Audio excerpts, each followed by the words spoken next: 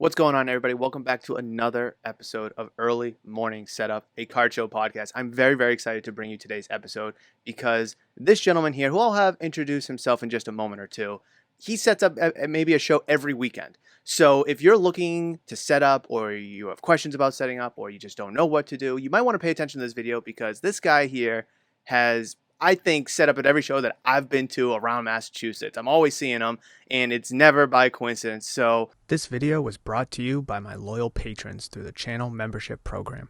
Pledge today and receive exclusive perks, benefits, early access to videos, and more. Link in the description. Good morning. How are you doing today? Doing awesome, man. Thank you for having me. This is cool, Absolutely.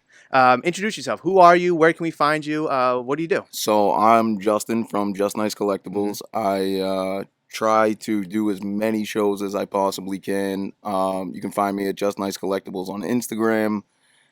Basically, right now I'm vending cards, Pokemon and sports, some One Piece, a little bit of wrestling. Basically, if you need something, just let me know. I'm going to try to find it for you and try to give you the best deal I possibly can. And that's awesome to have kind of a variety of stuff. Obviously, we all kind of have our niche and specializations, but having a little bit of this, a little bit of that, obviously having a shop, I try to do that, but it's never that easy. I'm sure you know. I see that you brought some cards. We'll get into those in a moment. It's always good to have some props, but let's just kind of dive right into it. How long have you been collecting for? Basically, my entire life. Okay. It started with baseball cards, then Legos, wrestling figures. Legos, I interesting. love Legos, man. I Okay. still, that's my piece. Yep. If I need, a little bit of downtime, I'll go in Walmart, buy, Lego set, relax for a few. My wife got me one right here, actually. Boom, Star Wars Legos the way to go too. Exactly, Best exactly. investment you can make too. It seriously is. 70% on your return, I think, Yeah. on Star Wars. It's But nuts. yeah, It's nuts. Maybe we'll have a Lego podcast down done. the road. Um, But yeah, so how long have you find yourself, so you cards, Legos, how about like collecting cards and like vending and buying and selling and So trading? vending, I basically started about 2.5 years ago, working Okay. on 3. Mhm. Kind of just started with one of my buddies was like, hey, one of my buddies sets up at Best Flipping Card Show, and he does really good there. Yeah. I know you have a bunch of stuff still. Maybe we should, Get in. set up and Yep. try to get into a show or two. That from there turned into me trying to do 2 at least a week. That's crazy. Yeah. 2 a week, like Saturday, Sunday. I'm Saturday, guessing? Sunday. I Okay. mean, I have Thursday night shows. I have Wednesday night shows now. Seems like there's more and more all the time.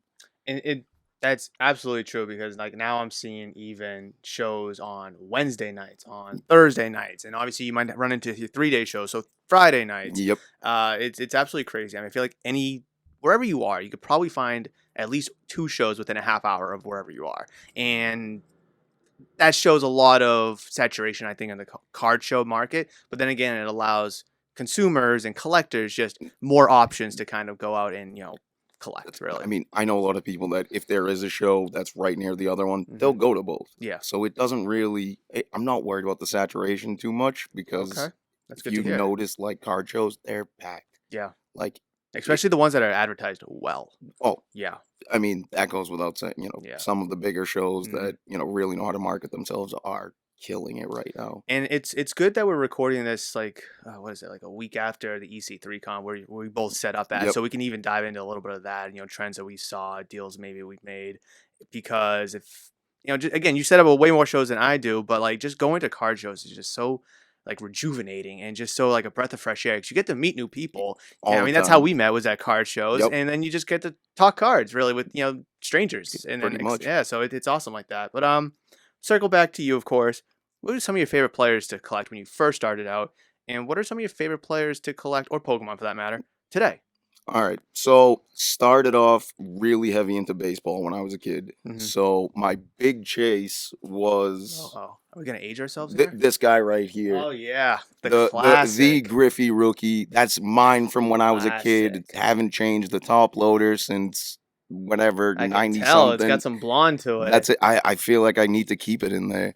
That's crazy. So that was one of my big chases. Ichiro, Pujols, those were all big ones. Yeah. Then now I'm a huge Taco Fall collector, which is kind of Which crazy. you told me that before, so tell me how that started, because someone that's Okay. not doesn't know you, he's like, what the hell? So I was huge into 2K, Yeah. and between Taco Fall and Bowl Bowl, that was an unstoppable force for me. Okay. So I really started collecting them heavy, and then I just started getting more taco cards. Do you still have Bobo cards? Some Okay. he actually got harder to like buy. Yeah, Where 'cause his market was crazy for a little bit. taco was, cheaper and more Easier. affordable, and I Yeah. was like, okay, maybe we'll just buy some taco. And then from there, it's like, okay, now I have one of ones, the diamond taco, like, yeah, So what's your best Taco Fall card?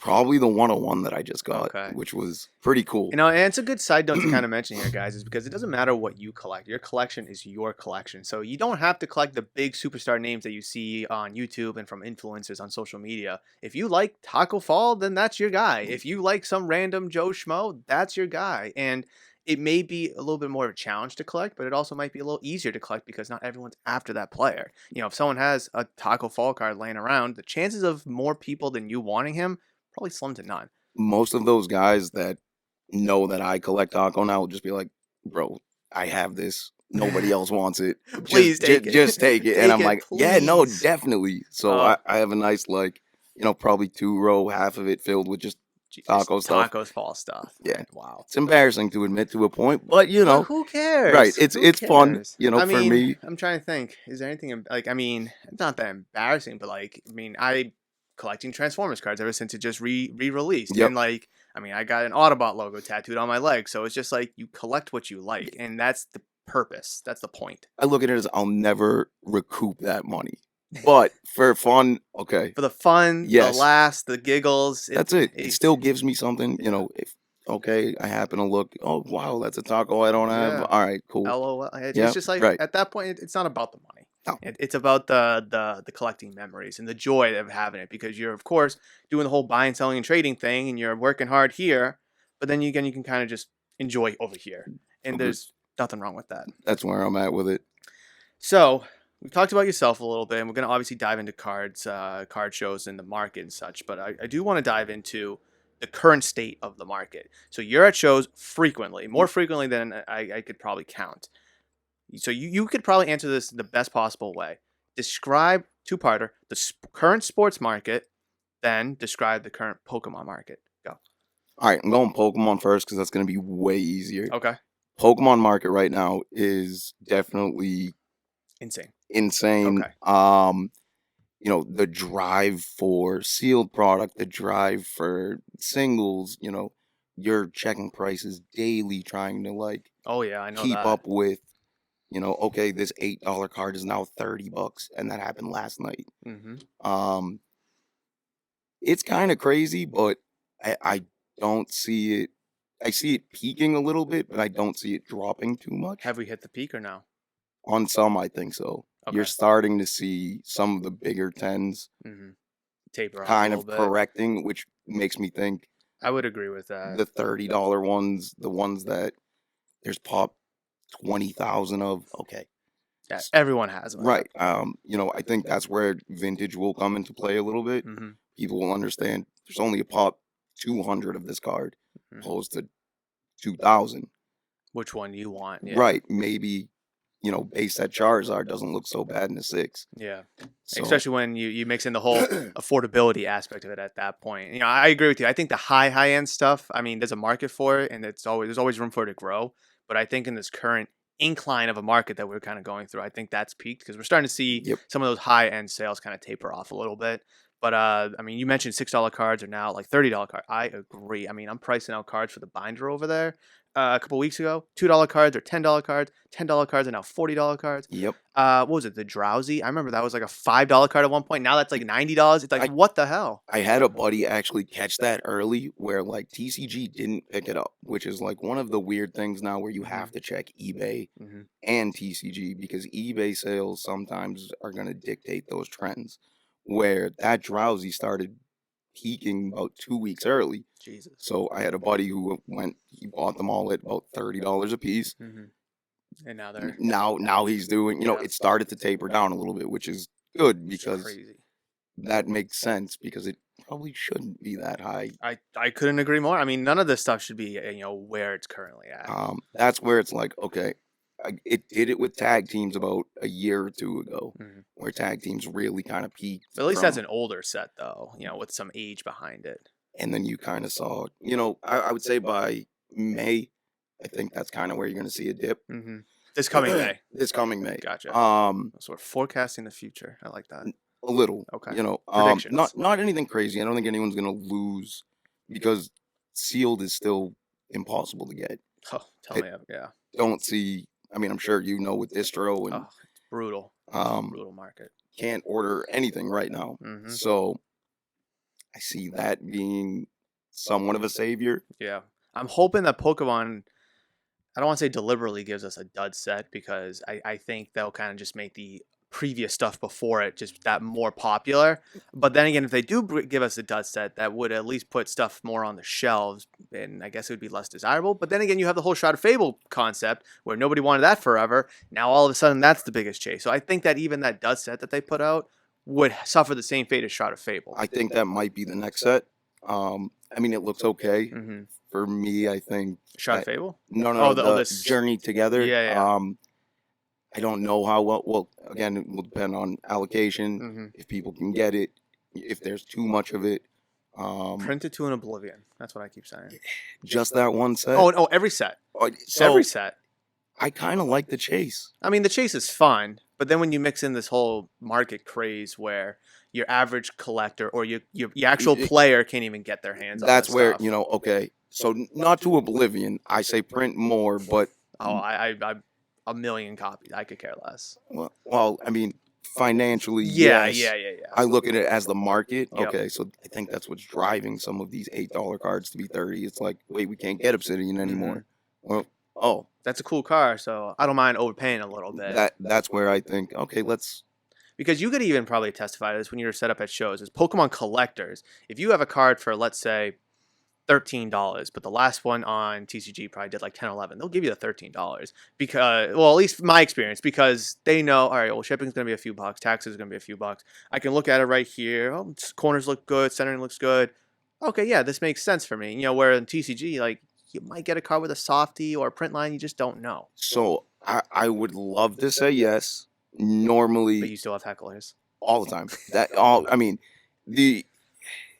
so out of 10 people, 8 of them are asking for a deal, and that's okay. Now, I now don't is that mind. like people that are going to sell the cards, or those actual like collectors? Could be either. Oh, okay, Honestly, okay. I like to ask, how are you doing? Yeah. But I don't want to pry too much into. If you want to try to make money off me, Go ahead. great. You know what I mean? Like, Let me get mine.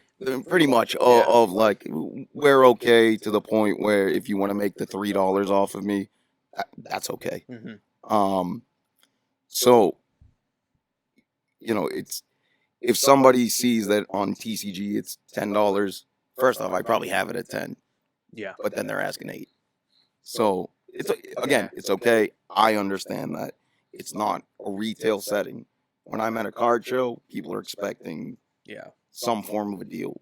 You could have it underpriced, and you could have it at 8, and the market's 10. They're like, oh, but you do 6. Very It's rarely do holy you get crap. full price. Yeah. All right, so that's the Pokemon market in a nutshell. We can dive into that a little bit more later, but the sports market. Super Bowl just came and went. We got free agency, the draft. So, I mean, there's still a little bit of news coming up, but obviously we're not going to have a full game until September. What's the current sports market like from your point? So sports is definitely weird right now. Okay.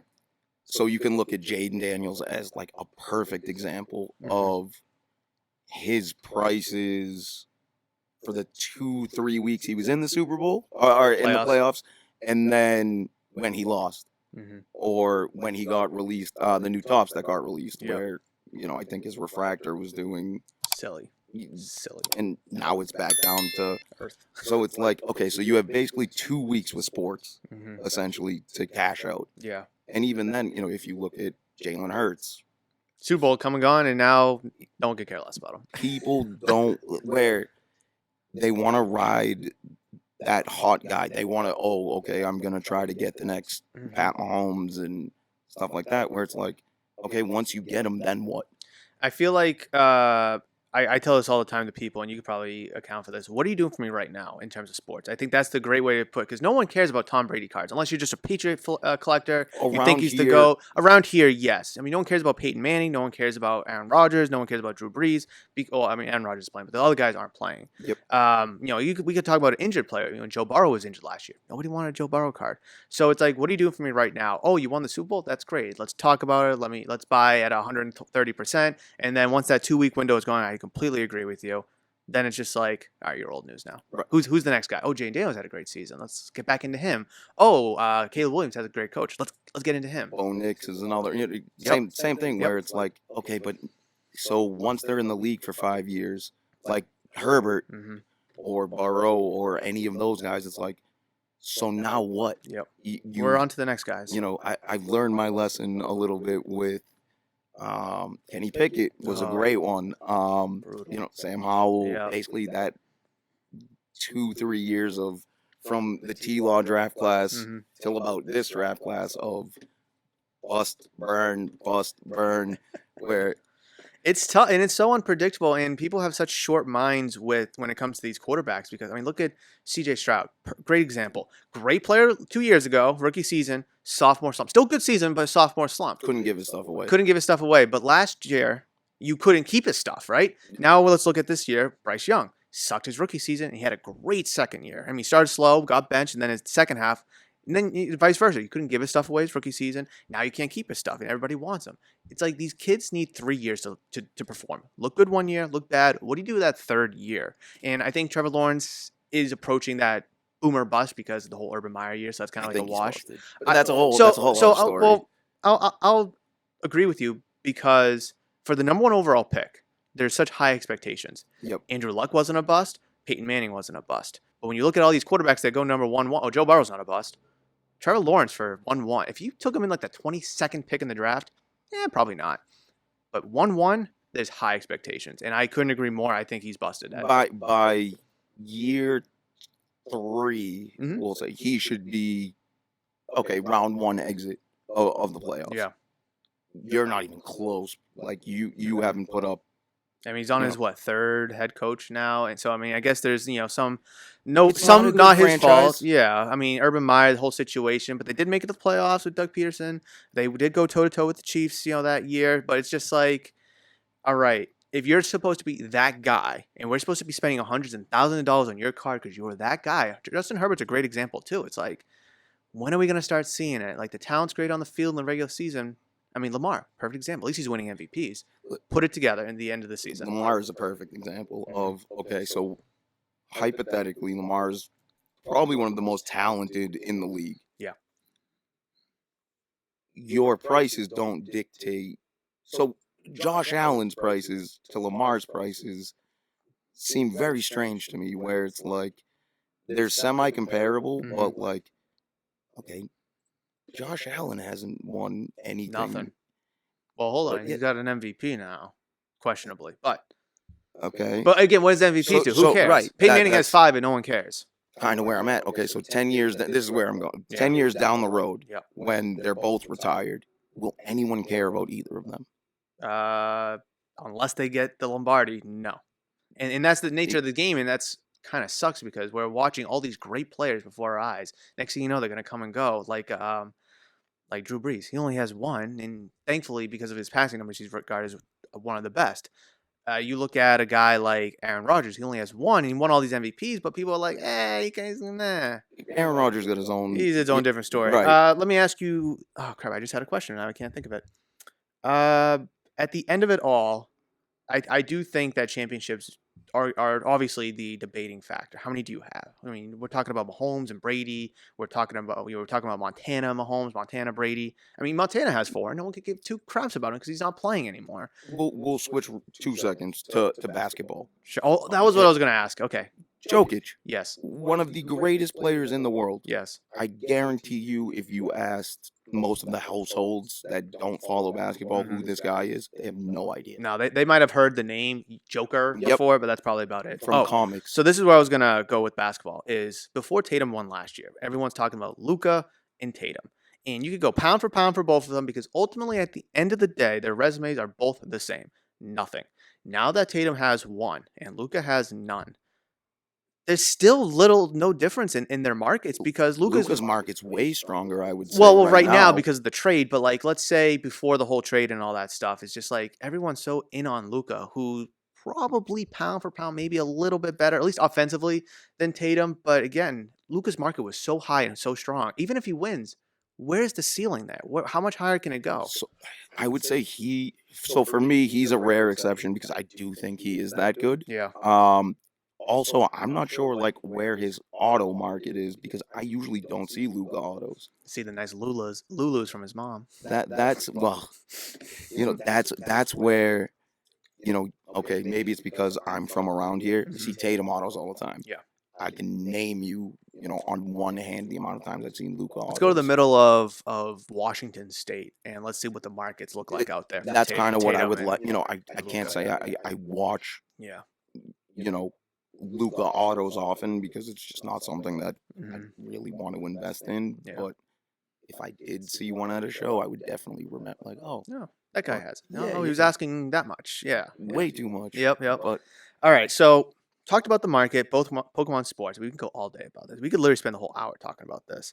Let's pivot back to the card shows because I think this is a really good question, and because I mention this all the time to people. Card shows you can get some good deals at. You can sell stuff. You can buy stuff.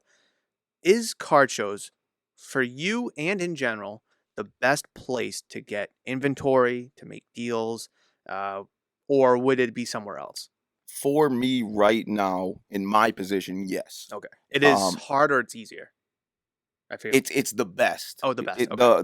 The best scenario for me to get inventory and Is that because you're a vendor? pretty much. Okay. The goal eventually will be brick and mortar, Oh, and good for then you. that I think will be the way of. Okay, Mhm. that makes it way easier to buy. Yeah. I don't have a room full of competition Yeah. where I have to buy it. Well, tip of advice, really. A lot of people aren't bringing their cards in here as often as they once did. It's not. I don't think it's because I'm not buying it. Because I mean, you see me posting on Instagram. I'm buying a crap Yep. ton of stuff. It's people don't want to face the reality that their cards aren't worth as much as they once paid. And I feel like we're going to be in a year The same. window where it's like gray area where it's like, all right, you bought your cards in 21. All right, in 22 they weren't the same. 23 they weren't the same. Oh, you want to sell in 24 because you just want to kind of get out of it, but you don't want to lose 90% of your money on it. I mean, I see that with sports. I see. All Oh, the sports. time. Yeah, I mean, Like, Pokemon, you could go to the bank and sell it. where it's like, okay, well, I bought this Sam Howell for 150. Mhm.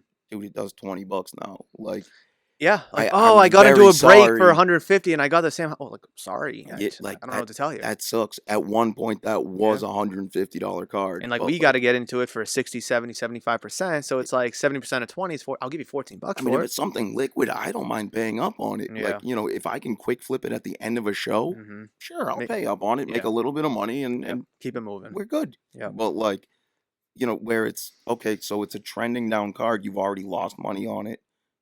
I don't really feel like buying, Mhm. and then now you have to come to the reality. Damn, I'm out at least $140 on this $150 card. Yep. It's So like, do you want to just sell it and get as much as you can for it now, with being realistic, or do you want to keep it and hope that hey, maybe you could catch a spike here and there, and then you make a little bit more because that card's not going to be worth 150 ever again unless some crazy happens.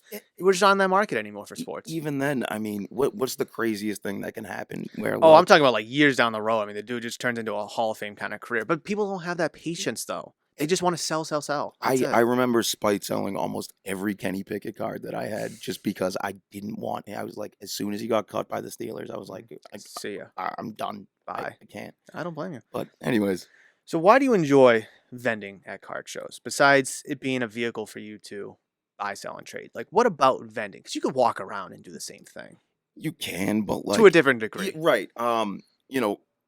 There's certain like aspects of being a vendor that like I think are unwritten rules of like, okay, so if I'm just walking around the show, Mm-hmm. really I shouldn't be asking people, are you buying? Like where it's more like if I'm at a table and I say, hey, are you buying? Much more acceptable. Mm-hmm, mm-hmm. I don't mind paying to get that luxury Yeah. and not step on people's toes. Um,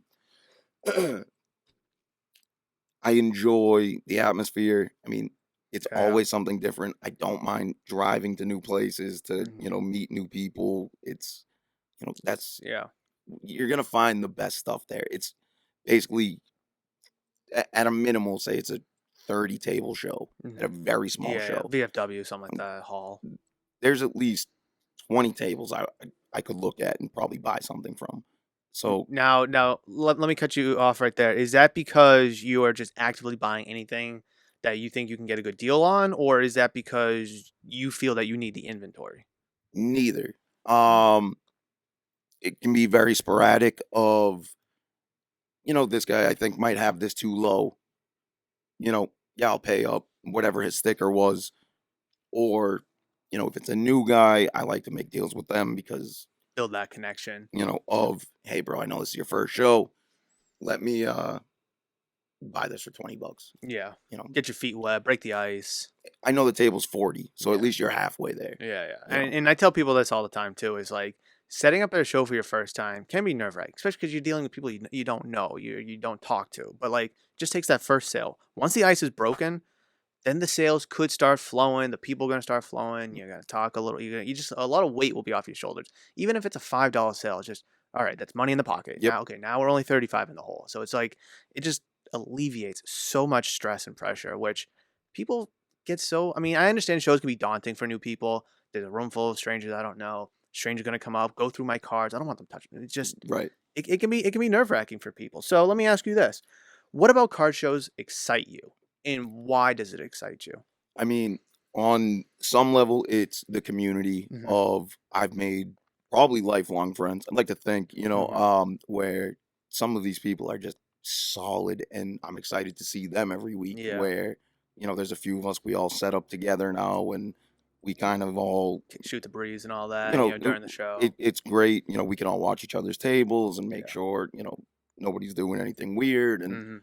all of that's great. And we'll go out to eat after. So it really built a whole Yeah. community, which that I mean, also just I was never the guy that was gonna sit at an office. So to be at a different place every week, Mhm. meeting different people, buying different things, Yeah. Seeing that's different that's the things. exciting Yeah. aspect of, all right, I don't know what I'm gonna get today, but I know I'm gonna get something. Something. And I go into shows all the time open minded. And people ask me this all the time here at the shop. It's like, what are you buying these?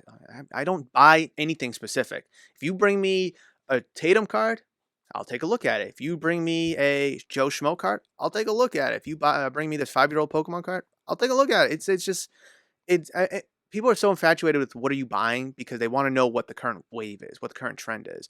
But I feel like the best deals are the ones that aren't following the same path as everybody else. Zig and zag, bro. That's it. I It- mean, everyone gets so caught up in a Luca market because he just got traded, or Jaden Daniels because he was so hot. But like, what about when Daniels was going off? What about Jalen Hurts, who's on the best team? That's when you were supposed to buy his cards when everyone was buying Jaden Daniels, and that, people missed that window. that's where it's sports is real tricky like that, where it's like, okay, It's if you terrible. don't have, a 3-month window, Hmm.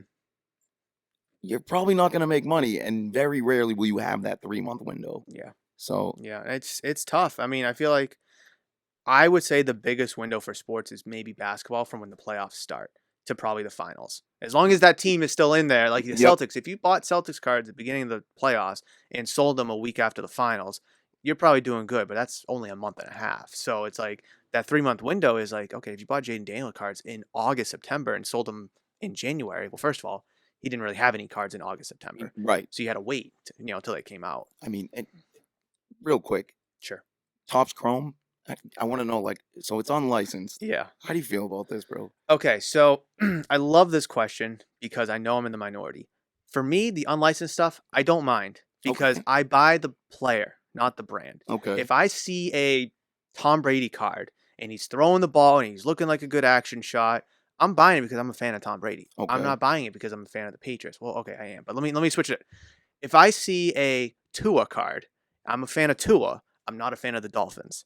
okay. There's great Leaf products, all under This 200. was I was just gonna ask. So you can get the majority of Leaf boxes for under $200, and they're all coming with 4, 5, 6 autos, a lot of numbered stuff.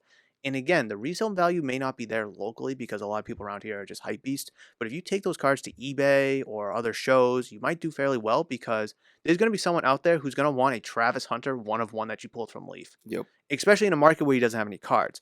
How about Paul Skeens? Another great example. He's got a great RPA out of Leaf Trinity. In a market where you really can't find a lot of Paul Skeens autos without breaking the bank, well, for $200, you got yourself a decent shot. So I've noticed a lot. I've had really nice Leaf stuff. Mm-hmm. Doesn't sell at shows. I just don't understand. Like, okay, so Paul Skeens is by far the most hyped up player right now. Everyone's talking about him. Yep. A gentleman pulled a 1 of or 2 of 7 auto with him, O'Neal Cruz, and another Pirates prospect. It wasn't O'Neal rookie or anything like that. But again, we look it up on eBay. Blah blah blah blah. Leaf is tricky with its comps because it's this out of 7, that out of 6.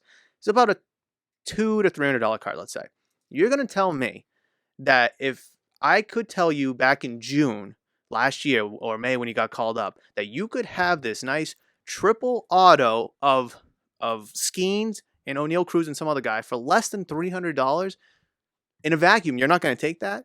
So realistically, say I'm bringing that to a card show, you're getting half. Well, but like the thing is, like if you're just a Paul Skeens guy or Oh, you're a then collector, it's a great buy. but that's the thing is like, all right, so are we buying Paul Skeens because of the player, or are we going to buy the Pirates because of the lack of logos? I don't think it's either. I think But that's where people kind of get divided. Is they want the player, but they want the logos more. I Because I'm think giving you it's- the player. Here's the player. you grew up in the 90s, right? I did. Okay, so To what age was myself. it? Champion, right? Was that the one that I mean, nobody I wasn't liked? collecting in the 90s. No. The shirt. Oh, yeah. Champion clothing, right? Yeah, champion. You couldn't give that stuff away. Oh, now everybody wants it. Starter, same thing. Okay. Yeah. So that's where I'm going with it of like, so it was the brand. It was because Champion had well, everyone wants Nike. Mm-hmm. Well, okay, so that's Prism. Yeah. So, National Treasure, where, okay, would you rather a Leaf auto of Skeens? Mm-hmm. Or would you rather the best baseball box auto? So, well, let me ask you this. What's more affordable? Because Champion or Nike? I had plenty of Champion stuff. But that's the thing is like everybody wants this nice stuff with all these licenses and logos, but it's like, all right, go buy yourself a $500 Topps Chrome hobby box that shouldn't be $500 and potentially pull it. Good luck. Good luck pulling it. Or, and you might get, I forget how many autos was it, 2 autos or whatever, but like a lot of these boxes, you get 1 per box or on average, whatever. Leafs autos are guaranteed. And they're all under $200 and they're all affordable. You'll get a Hall of Famer. You'll get, an active player. Yeah. I don't hate Leaf.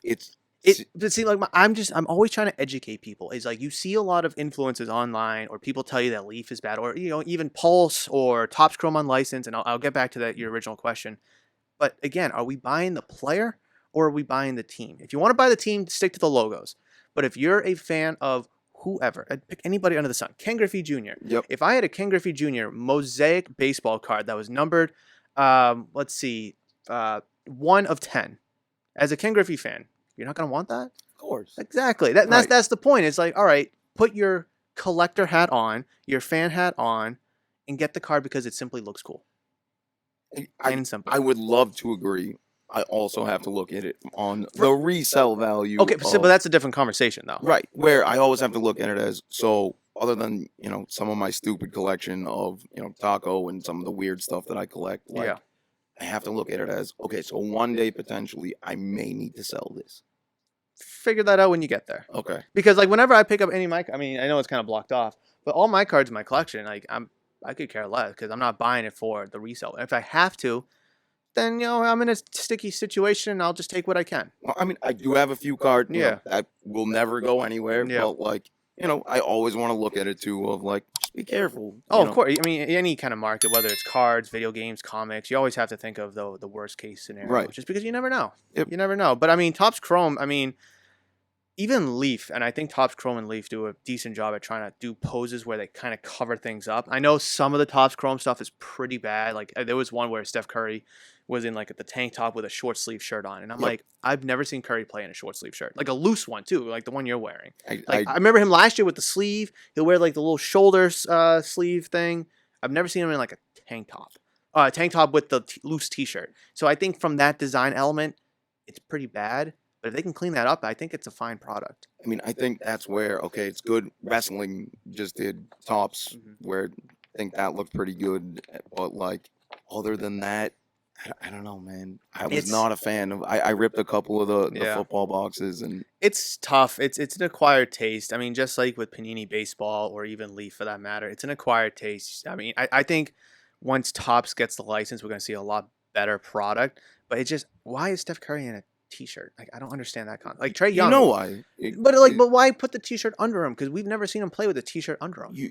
I mean, Unless they're trying to cover up tattoos, but then again, you're gonna be covering up a lot of players' tattoos with like long sleeve shirts. yeah, no, I don't. I would assume it's more along the lines of we just need a picture that doesn't have Golden State on it. It's because I mean, it's the airbrush. I think is a little bad because they like raise the number up to kind of close the gap of where it's gonna say the team name. Yep. Like I know there was a picture of Tatum where it was like the Nike swoosh was here and like the 0 was like up in his neck. It's like just leave the gap where the Celtics is supposed to go. It'll look. We fine. all know. We all know what it is. Airbrush, the city name, because you can use city names. Yep. You just can't use Celtics, Lakers, Mavs. You can use Dallas, Los Angeles, Boston. So just airbrush those on.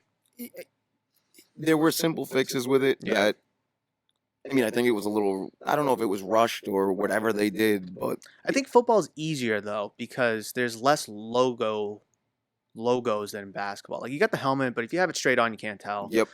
You'll have it maybe here, but if you have them catching or getting tackled or something like that, or you can't tell. So I think football is a little bit easier than basketball, but they're giving us a product. All the unlicensed people are buying it because it's Topps Chrome. A lot of people bought the. So that's where the confusion for me is. I understand Topps Chrome is nostalgic.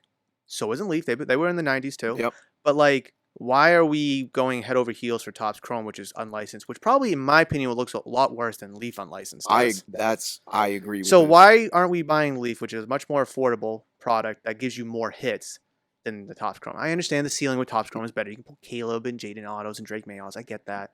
But you can pull those guys' collegiate autos out. I was gonna say you definitely can. Like, what is it? $40 a box. But people around here don't like Leaf. Don't like collegiate. So there goes that. Right. So it's absolutely nuts. Is it people around here or is it in? So I want to start going to more states. Yeah. To kind of outreach a little bit more. See, like, okay, so wait, is it just around the Northeast that doesn't like Leaf? I think it's a New England thing. Because I've heard of people putting up Leaf products on eBay who are elsewhere and having good success. If you put up on eBay, you'll probably have decent success. If you set up at a show in the middle of Texas or something where their collegiate football program is elite, or Florida or anywhere down south or in California where they have elite college football programs, you can probably go to show and sell it because you're going to find more collectors there. Around here, I don't know about the North Shore or Massachusetts where you do the majority of your shows, but here in Rhode Island, and if you're listening, and this is one of you guys, and I'm sorry, I'm not going to call you out, but like people are they only care about the mainstream stuff. Is what are you doing for me right now? If it's not licensed, I don't want it. I'm hyped up. I just want Prism. I just want PSA. I just want this or that. And it's just like, what about the other collectors? I think a lot of it too is what are the breakers opening? I can't get into the breaker conversation. I'm not trying to. It's like where it's like, okay, yeah. So your favorite guy just opened a case of Topps Chrome. Mm-hmm. Well, now I want to open it. Oh well, they pulled that auto. I could pull that auto. But if they're shredding Pulse and Leaf all day, then you're like, oh, do you have any of this? Like, right. So again, influencers. Maybe we should just start ripping Leaf, bro. I got tons of it. I could supply us for a while. But I agree, though. It's just like, I mean, I think breaking and whatnot, great to a degree. But to the degree that it's gotten to is a plague for the hobby. Supposedly, I don't know how true this is, but like basically now breakers are getting 40% of product. I mean, I don't know the numbers, but I wouldn't be surprised. Apparently, it's 40%, 40% stores, and then 20% go to retail, which I don't actually believe this break. But like, so my thing with the whole breaking thing is I'm very transparent about this. I have no reason to cover this story up. I've reached out to Panini 3 different times to get direct with them. And the first time, we're not taking accounts right now. We'll try again next quarter. I'm like, all right, well, there's probably a bunch. I'm a new store. I get it. Next quarter rolls around. Same thing. I'm like, all right, whatever. So I kind of forget about it, actually. And a little bit of time comes back. I reach out a third time. Nothing. So, little bit of time goes by. I reach back out. I'm like, hey, I'm a brick and mortar shop. I've been open for I think like 2 years at this point. I want to sell your product. I need to sell your product. Should I apply as a breaker? And will I get a license with you then? No answer. So I am completely convinced that you see backyard breaks, you see latent sports, all these breakers with these insane high traffic following. They have hundreds and hundreds of people joining breaks every day. So that means these breakers are making tons of money. Those breakers are gonna take that money and go to Panini to buy the product. So Panini is gonna make more money from the breakers than they are from me. So why would they supply me when they can just sell it to these breakers? That's my thing. Yep. It's terrible. It's ass backwards, but from a business standpoint, I mean, I get it, even though it's terrible. It's capitalism at its worst. Yeah. Where, okay, so we're gonna kind of, you know, We'll push the little guys away. right, Yeah. and then just keep pumping out.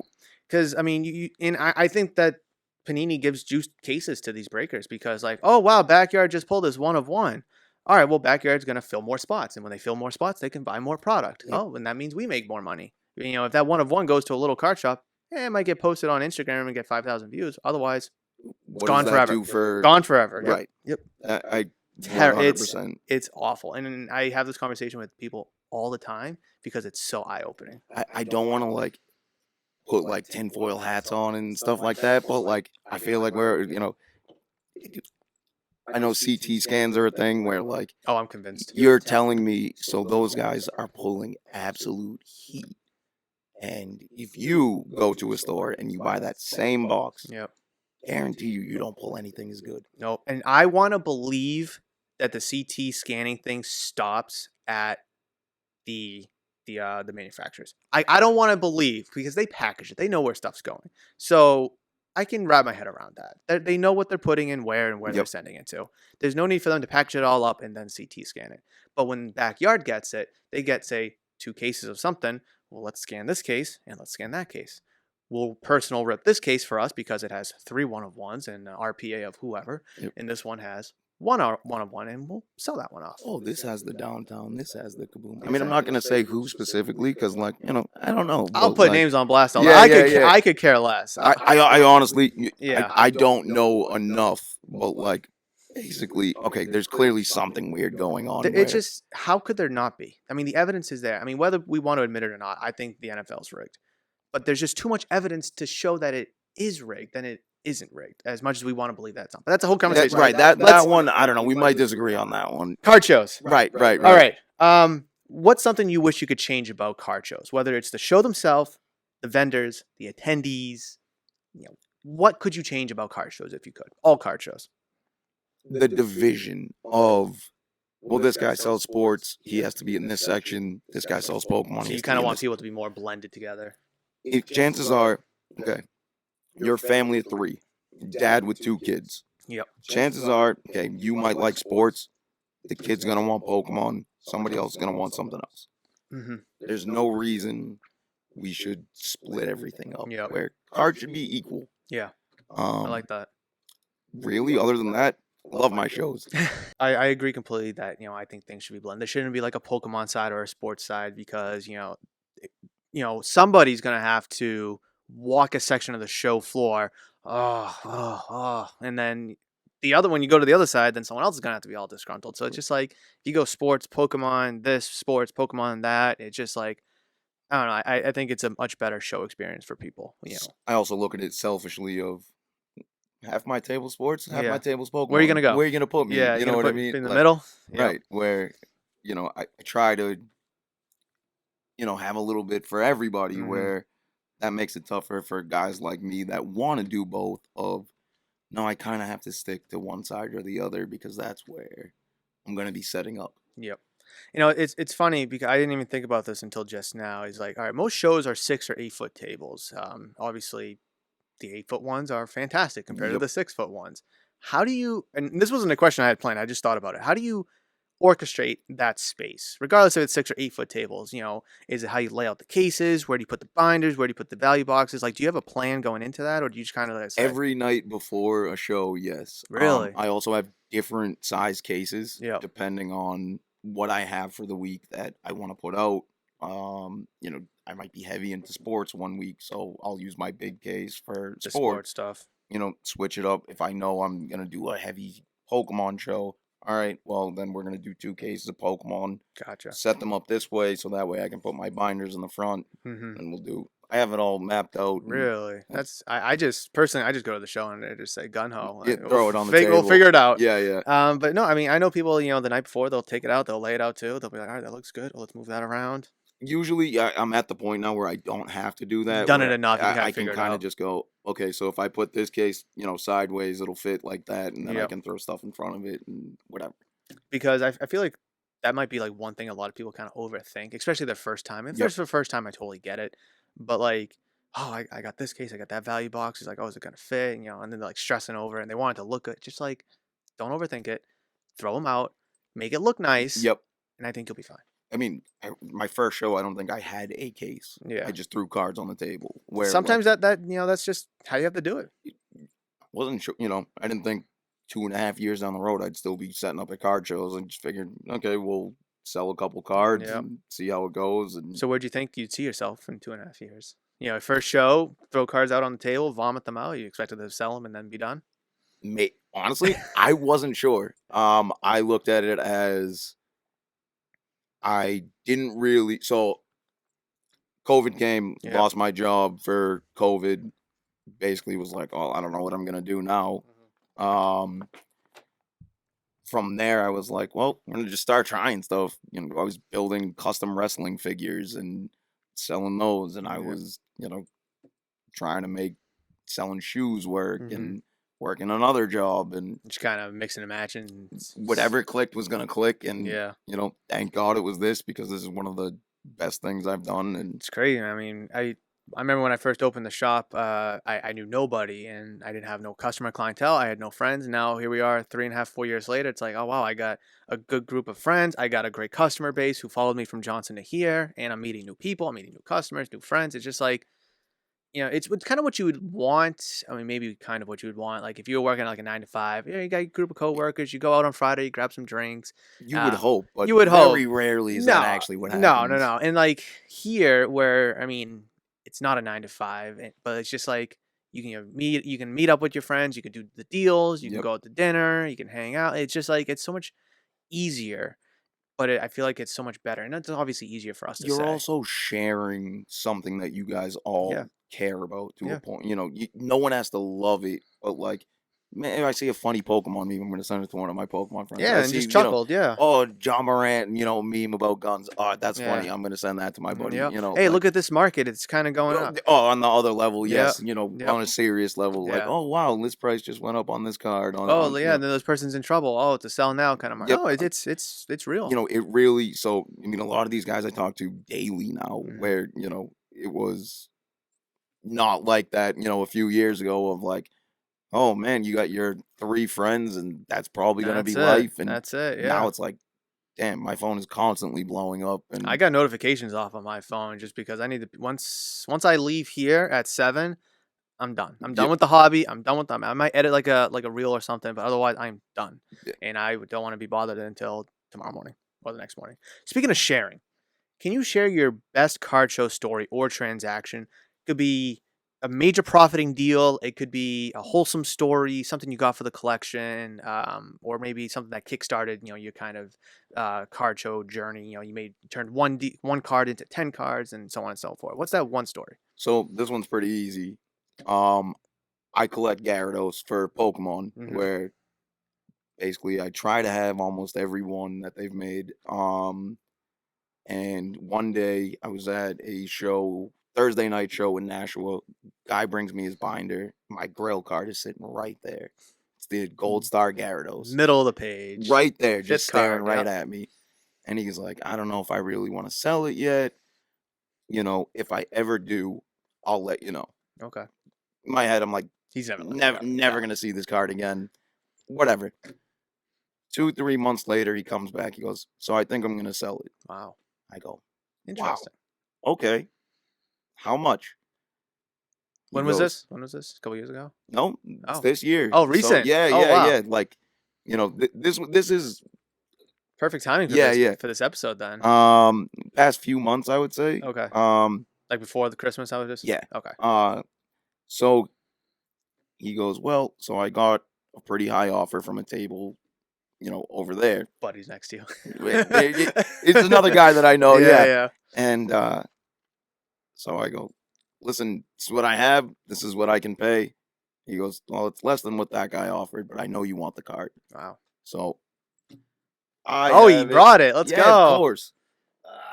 So Did he tell you what the offer was from the other guy? no, and I don't want to know because he took my offer. And Oh, Delta species. I like that. Gold Star Gyarados. Dang. That was my big chase that honestly seemed pretty unattainable for a long time. I mean, I don't know about the surface, but it looks in decent shape. It's not in the back. I won't talk about the back, but the front looks pretty good. Listen, it's a great binder card. That's it's a it. Gold Star.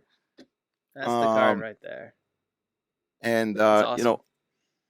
I got the awesome story to boot with it. humanity. Yeah. Sometimes shows that it's pretty good. Feel free to decline to answer, and I'll move on to the next question. How much did you pay? You can decline. You don't have to say it. You can give me a rough number. I think I paid. He gave me a good deal. Okay, we'll leave it at that. What's something you'd say to someone just getting into the hobby or looking to get into the hobby? It could be someone completely new, someone that's just kind of like, do I want to? Maybe they're already kind of into it, but not fully. What's like that piece of advice? Don't compare yourself to other people. Like That's a if good you one. see, you can take Card Vault for an example. You walk into there and you're like, okay, this is a museum. Yeah. Like there's big cards there, and I don't know if they sell, but they're there. Yeah. And it looks really nice. Tom Brady's working with them now. You run a store. Mhm. Do you compare yourself to Card Vault? Absolutely not. Run your own path. That's it. That's when I first started, I looked at, oh wow, they have base set boxes. They have this. They have this. Stay in your lane. That's it. It took a while of just don't be afraid to just put your $30, $50, $100 cards on the table. Even if you have dollar boxes, just do that. People love dollar boxes, though. The connections you make and things you'll learn from just being at the show for that day will be worth you paying for the table. Yeah, and I agree completely about it because I don't compare myself to anybody, but I feel like a lot of people, specifically novices, both kids and adults, they'll go on YouTube and they'll see that collection, that one. Oh, that sold for 20 grand. Oh, you bought it for 5. You got it graded. Now it's a $40 grand card. It's like, yes, that's out there, but look at the numbers they're dealing with, and look at the numbers you're working with. Like it's a fraction of what that's. So just stay in your own lane. Like me, I don't compare myself to Card Vault. I more so look at Rob with Burbank. I mean, like what they're doing. I'm not comparing myself nowhere near him. Right. But it's like, wow, could I maybe That's see myself? something to aspire to. Could I get myself to 10% of that? That would be a goal. Yep. Is to get to 10% of what Rob's doing. It's okay to look at it and go, okay, this is a goal. It's Yeah. another one to look at it and it deter you. On this whiteboard here, I have it flipped over, but on the other side, I got goals. And Yep. what I want to do, get to 1,500 subscribers, make I so have much a goal from board YouTube. too. Exactly. That's key. And just like, all right, have the X amount of sales in 2025. And it's just like, whatever those goals are for you. Maybe it's make 10 sales in a month because Yep. you're that new. All right, check, done that. All right, let's make 50 sales in a month. And just gradually work from there. Hey, I want to make $100 from a card show. Let's do that first. All right, now let's make $200. Stay in your lane. Don't bite off more than you can chew, and it will come to you as long as you put in the work.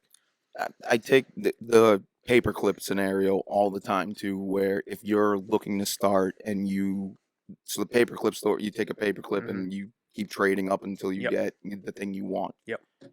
Take some of your smaller cards, start trying to get bigger and bigger with your smaller stuff. Don't screw anybody over, and well, at least try not to. Yeah. Right. Yep.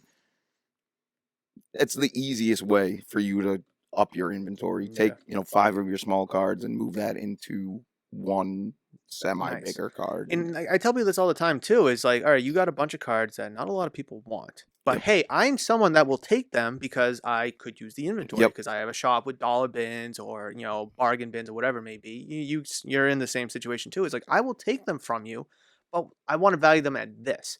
Now let's just say this value is like just say $50. All right, is these, I don't know, is this 3-row dollar box worth more than $50 to you? Yes or no? They're probably gonna say yes because they put more into it. But have you been able to do anything with it? No. So would you trade it for a $50 slab? Let's say now you could take that card and now you have fresh new inventory, Yep.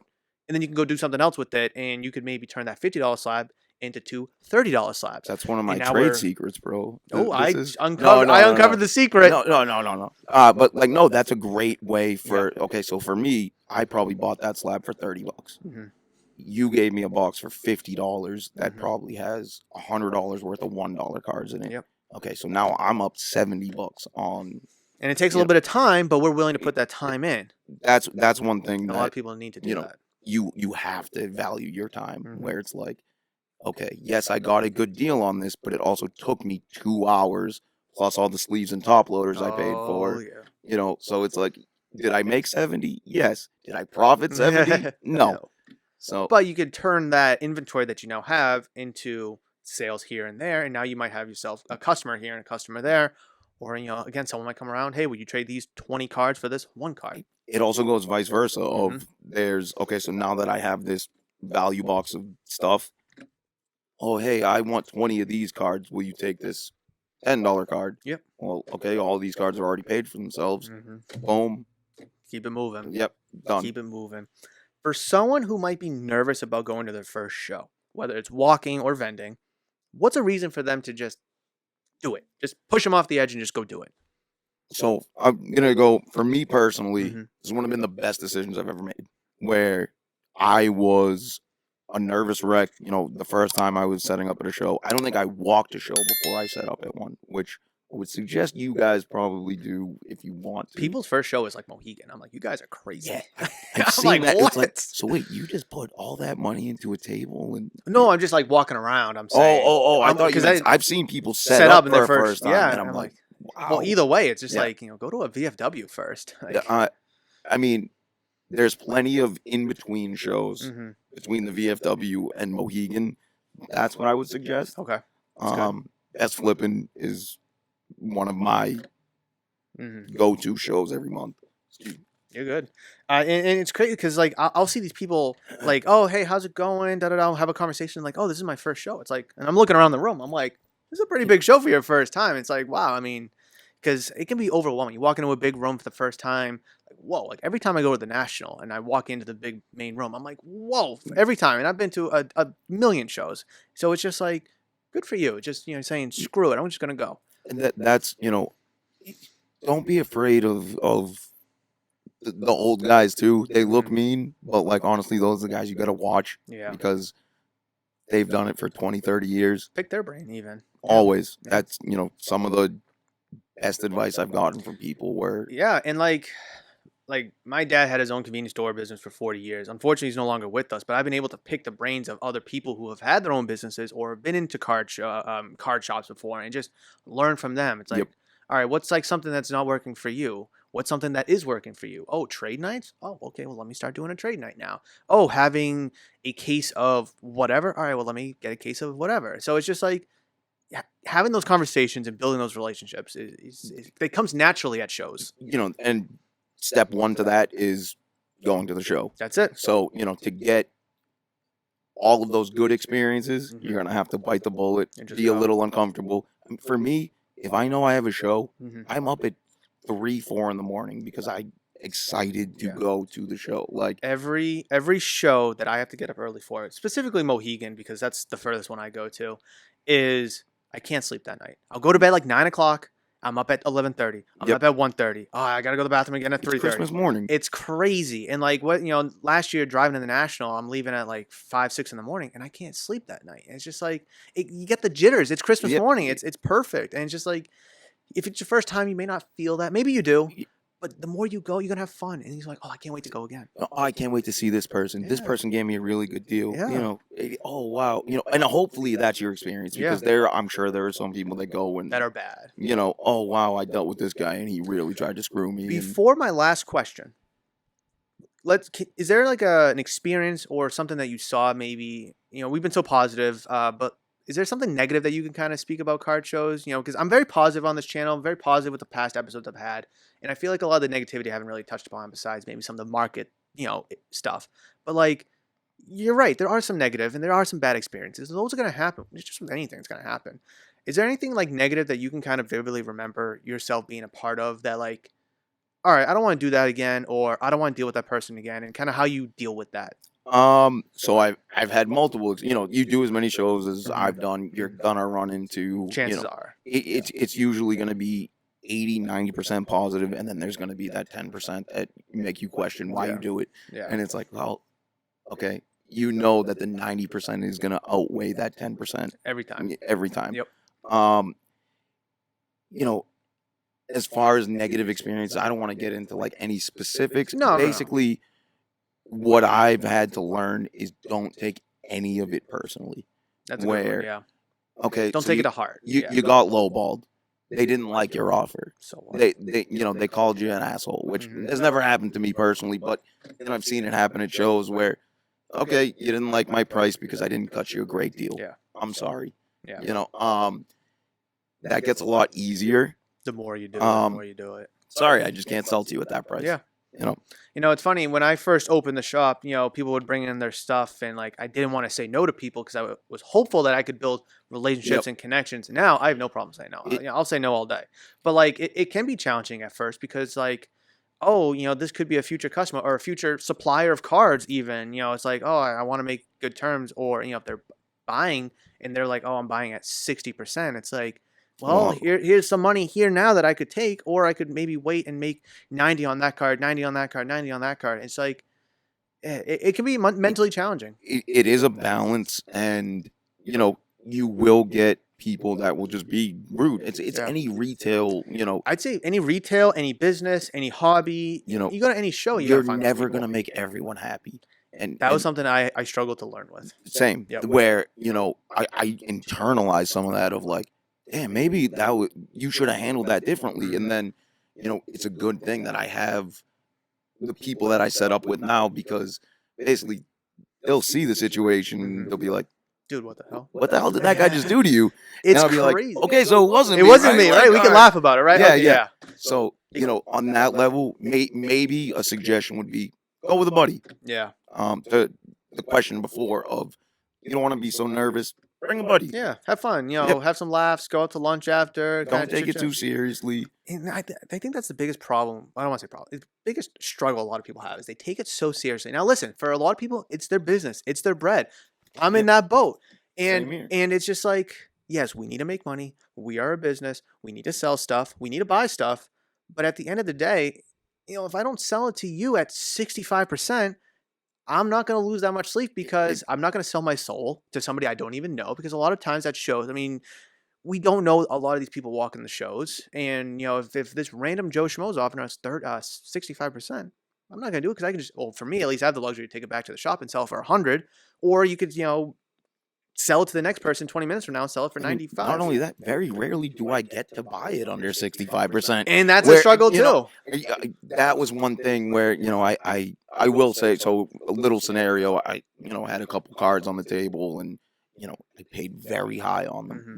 Not over what they're going for. Like 85, 90. 90%. So I have a very small margin. Yeah. And, I had a guy come up to me, very rude. Well, I got to buy it 80%. Why won't you sell to me at 80%? It's like, sorry, bro, I paid. I'll show you the receipt. You know what I mean? Like, what do you want me to do here? Yeah. And, his response was, everyone takes a loss. It's like, That's wait, I just bought these. I don't have to take a loss yet. no. Yeah, everyone's going to run into losses. That's just the nature of it. Whether we buy for too high and the market crashes, or you've been sitting on it for a while and you just want to move it. I agree. Everyone's going to take losses. But not everyone has to. Nope. But as long as you're winning more than you're losing, you'll be fine. Especially in a situation where you just bought the damn thing. Right. If you were sitting on it for 6 months, fine. Fire sale it at that point. Those were cards that eventually I waited 2 weeks and sold at full value. So, like, That's it. don't feel Pressure. right. That would be my, and they will try to pressure you. There's a lot of, course. Oh, it's cash. Yeah. Oh, I'll buy a lot. Yeah. It's like, okay, that's great. I love some of it because I don't, there's a lot of stuff that, okay, yeah, I can sell to you at, but like, It's crazy. It's the strangers that we've never dealt with are, I think, are the greediest ones. And I mean, I don't know if it's Build a just, rapport with I me don't know if that's before just you. sports cards or poker or cards in general, or if we see that at video game conventions or comic conventions or other, niche hobby conventions. But like this random guy who does whatnot 3 states away, it's like, oh, I need to get into it for 75, 80%. I'm like, that's great. Don't we all? That's You're great. right, like, Congratulations. yeah. So don't I. But like, I don't know who you are. If I've dealt with you for 6 months, a year, sure, I'm gonna start up here, and then the deal's gonna get better because you've given me more money and It's you're buying right. more. That's right. It all comes down to, okay, wait a minute. This guy's dropped X amount of money with me almost every week Mm-hmm. that I see him. Mm-hmm. Yeah, no, he's gonna get a better deal. Yeah, Like, and then that's just kind of the nature of it. I think that's just the nature with almost any kind of business, really. I don't think it's just so you cards. can't do this and this is one thing that I've also learned. You can't do it at Walmart. I say that to people all the time. Dude. It infuriates me, especially the retail stuff. Yep. When it's retail, like NBA hoops, $25 right there. On We take 20. Wait, will you take 20? It's like go ask the self checkout lady at Target if she'll take 20. They're gonna laugh at you and be like, what? I just like it makes no sense to me. Now, if you're buying cases upon cases and thousands and thousands, Well, that's when Walmart goes to the distributor. yeah. So you would just have to bypass where It's just like it makes no sense, and especially stuff like I just priced it out. Like I'm not going to sell it for 7. I just priced it out. If I don't sell it to you, well, I might sell it to somebody else 3 days from now. Yep. And again, if I've been sitting on it for a few months, different story. Here you go, have it for 70%. I don't see care you later. because you just got to keep it rotating, turning. But the crazy thing is when you take this, especially in the sealed stuff, is like I price my stuff in good faith. If the market changes, it changes. Yep. But when it comes to the sealed stuff, I try to be at whether the manufacturer's price or market price. I try to find a good balance. And like, oh, would you take, let's say I have it for $750 and that's market. Oh, would you take $700 for it? Cash? It's like, whoa. Well, I've never seen $700 before. If you do credit, that's gonna cost me money. So Exactly. So it's like, all right, well, the cash is definitely nice, but like, I don't know. Go ask Panini if they'll take less for it. Go ask them. See what they say. that's one of the weird things about like. That's why I don't bring like sealed product to shows anymore. I would never. I'm just done with it. I mean, I get asked probably once a week of, "Hey, do you have sealed stuff?" And it's like, no. First off, there's 14 other guys here that all have sealed stuff that all want to undercut each other. Oh, they want to cut their throats off like crazy. I'm good. Yeah. I'll stick with my singles that not everybody has because we can make a variety and then I will have less competition. And you might only have, let's say, wrestling at a given show because wrestling's, at least here in Rhode Island, it's not that popular. There's like 2 guys that sell it. One of my buddies, Dave, right? Dave, yep. He's like the one guy I can think of that sells wrestling. It's not as big as I would like it to be. Mm-hmm. I mean, I'm a big wrestling fan, but I don't know a damn thing about it. It's growing a little. Yeah, I think people like the entertainment factor of it, and I know there's like a plot and a story I think to it. I have no idea. It's a male soap opera is what I call it. There we go. Yeah, but no, it's just shows. I mean, at the end of the day, shows are awesome. They can be frustrating. They could be challenging, but they're rewarding all at the same time. And I don't know how many different things can say that they're all of that. Honestly, family maybe, but outside of family, I mean, maybe. Yeah, right. But outside of that, it's like, what is all 4 of those things at the same time? I can't think. Roller coaster. Pretty. And that's kind of what I like equated to. It's like, listen, there's gonna be ups, there's gonna be downs, and then you're gonna just have to enjoy. And that's it. Yeah, I mean. This conversation has been so good, and I love having these conversations because picking everybody's brains is so different, especially someone like you where you're always there. So it's not like you're taking 3 months off and you're getting back into it. Oh, wow, the Pokemon market's up 300%. I would love to, but tell me. I hear people all the time like, oh, I just took 2 months off from cards. Must be nice. Yeah, well, so I take 2 days off, and I feel like I haven't been here in a week. Say, if I take 2 months off right now, I'm so screwed. Like, I'm going to have to reprice everything. I ain't doing that. Yeah, right. I mean, I take 2 days off. Like every once in a while, there's a Monday holiday, and I'll take that off, and I'm closed on Tuesdays. And I'm Sunday to Wednesday. Feels like it was like a week. It's like, holy crap! Like, oh, I have that. Oh, I didn't even know. You can't miss a day. You really can't. It's nope. All right. Last question: if you could go back in time to your novice self and give yourself a piece of advice that you now know but you didn't know then, what would it be? Maybe we already talked about it. I don't know. So novice self being as a kid? No. Like when you first started, like the whole, like, a couple years ago.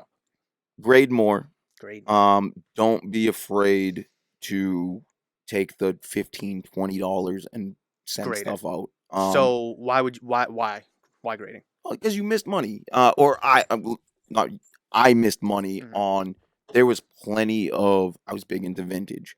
There was plenty of vintage cards that I could have subbed for $20. Sports or And Pokemon? sport, Okay. Pokemon. Jeez. Okay. Pokemon. And I probably could have made, More. $80, $100, $300. Yeah. Where instead I just sold them raw. Mm-hmm. Where, no, take the 2 months or 3 months, Or spend the a money. year for Yeah, right. PSA. Depending, um, send stuff out, let it grow in value a little bit. By the Mhm. time you get it back, you'll. So let me ask you this, because I think grading is a really interesting conversation. And we don't have to dive too far into it, but would you rather wait a couple months, pay the $15-$20 plus the shipping and the time, and now you don't have that inventory for a while? Take the chance that, hey, if it comes back high, great, but it might come back low.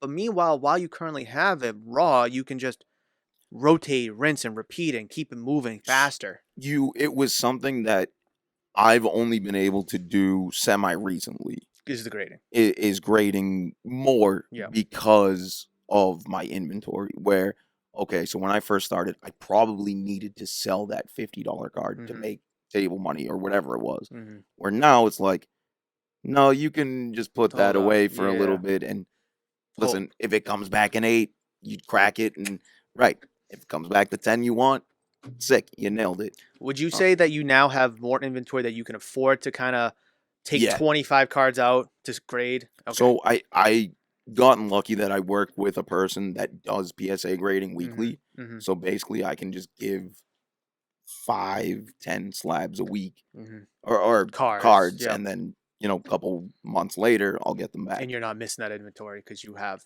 Well, accumulated so much. the other key with this that I got lucky with is he does do every week. Mhm. So basically now that I've subbed almost every week with him, almost every week now I'm You're getting cards back. See, you keep that rotation. Where Yep. that was something that took me a while to learn. Yep. Other thing, don't go too heavy into sports. That would have been my other So would you say Pokemon is a better place to be in right now? on Well, when you say don't get into sports as much, like, are you talking about like currently or just like in general? in general of you took a lot of money and bought guys at Najee Harris, Kenny Pickett, Yeah. I'm not going to do the list again, but Yep. you bought where you could have taken that money and just done grading with Yep. Pokemon, and you would have been Pretty good. in a better situation quicker than where I'm at now. Okay. Cool. Is there anything that we haven't touched on, or any topic related that we haven't talked that you want to kind of address? It could be about this. I know we just kind of started the whole grading thing, but is there any topic that you kind of itching to talk about that we didn't get to? I just have one quick story. Fire All away. right. So when I was a I was kid, gonna say, let's show the rest of them. I only got one more. Okay. So when I was a kid, basically there was an amusement park, whatever, arcade, Mm-hmm. and my grandmother took me there once a week, basically. I saved up the tickets all summer. Finally was unable to get the box that had that in it. So basically, that's the card that means the most to me Out of everything. out of everything. That's crazy. Because, I mean, the amount of money my grandmother probably spent on games just for me to get that was way more than that card is worth. Looks like in great shape. I mean, I've had it for, I don't know, 30 years almost. Like, Would you? How much in ticket was? Okay, so the price of it now. So was it worth the amount of? No, That okay. God no. She probably spent like $1,000 trying to get me like the collector's box. Yeah, Like, that's funny. yeah, but like I was like, all right, that might be the one that like Tops it. if Yeah. I ever like couldn't get rid of something, it'd probably be this one. It would be that one. I could never. Oh, like, you could never. No, but I'll get buried with this. Bro. You could move those two though if you had to. I wouldn't want to. Yeah. But no, these would probably be the three like that I don't want to ever. That are never going. Yeah.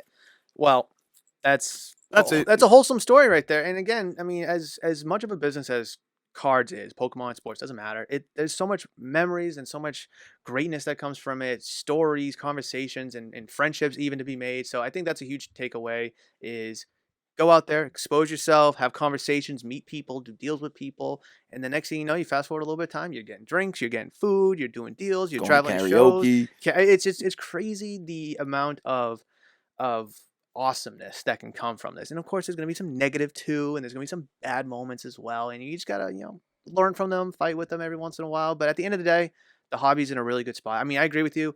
I think 90% of the hobby's great and good. And it's the 10% that speaks the loudest. And that's the negativity, whether it's scammers or, breakers kind of dipping or just people lowballing you, whatever it may be. But that's going to do it for this episode, guys. I really appreciate you guys watching and listening all the way through. Justin, where can we find you again on social media? Just Nice Collectibles on Instagram, and then if you go there, you can see I have a little YouTube, channel that If I will make sure that I put both of those in the description of this video. If you happen to see it and I forget, just let me know. I'll make sure I do it. Done. But that will do it for this episode, guys. I'm going to put the next video over Justin's face because I like to put it on that side of the video. So thank you guys so much for watching. Please smash thumbs up button, like, comment, and subscribe. Check out the channel membership program. And that will wrap it up for today's episode. Thank you guys so much. Justin, it was a pleasure. Thank you guys. Peace.